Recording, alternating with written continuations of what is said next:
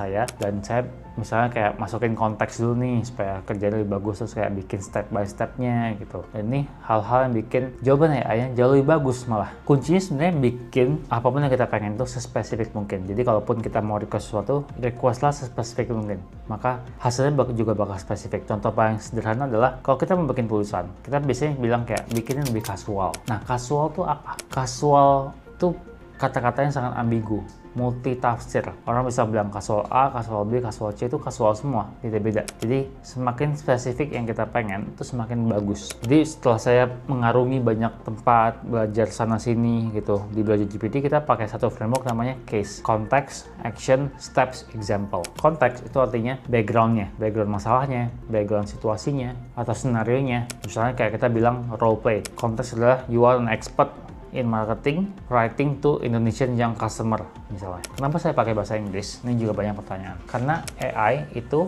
dilatih dengan bahasa Inggris paling banyak. Apakah dia bisa pakai bahasa Indo? Bisa, tapi nuansnya bahasa Inggris, kita perlu tahu bahasa Indo itu kosakatanya nggak sebanyak bahasa Inggris. Jadi ada beberapa kata-kata yang kadang-kadang lebih gampang dikasih tahu dengan bahasa Inggris. Dan saya sendiri kebanyakan referensi belajarnya itu dari luar, dari internet. Jadi banyak prompt-prompt yang basisnya bahasa Inggris. Dan kalau misalnya teman-teman nggak ngerti, tetap bisa pakai prompt bahasa Inggris, sampai bilang nanti di ujungnya tolong kasih jawabannya bahasa Indonesia. Jadi AI-nya ngerti kok sebenarnya. Action itu adalah objektifnya.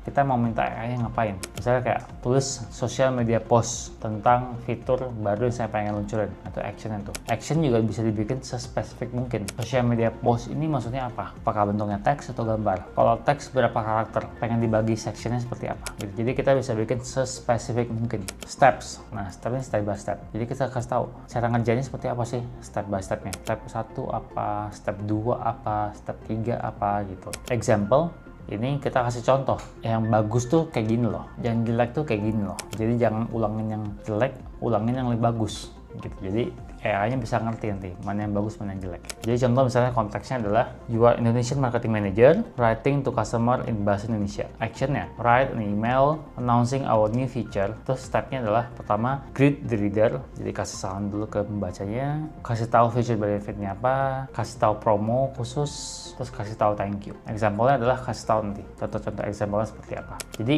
framework ini tuh udah dipakai di banyak tempat, di beberapa perusahaan-perusahaan gede yang mungkin nama-namanya beda-beda dikit tapi konsepnya sama. Case, context, action, step, example. Jadi kalau kita nggak pakai case, misalnya kita mau tolong pikirin saya mau makan malam apa, sama kita pakai, saya konteksnya adalah kamu adalah expert di bagian chef memasak untuk rumah, dan actionnya adalah tolong bikinin saya resep nasi goreng yang enak dengan bahan yang ada di kulkas ini.